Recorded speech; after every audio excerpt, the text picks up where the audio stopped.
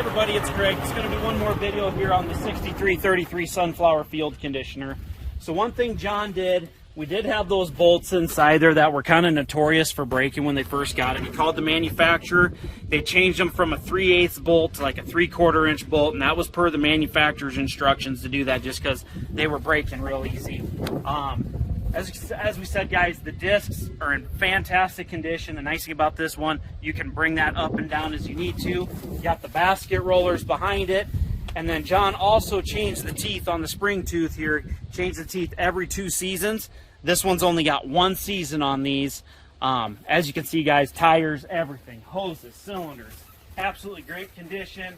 The finishing harrow on the back has just a few bent teeth, but for the most part, guys, they're all pretty straight the way they should be.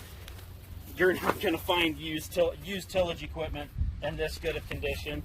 And as we've said several times, you're probably tired of me saying it, but this stuff was all kept indoors. It wasn't stored outside. It was only in the field, and then it got cleaned up and went back to the shed. Join us, open house, August 14th. Can't wait to see you guys.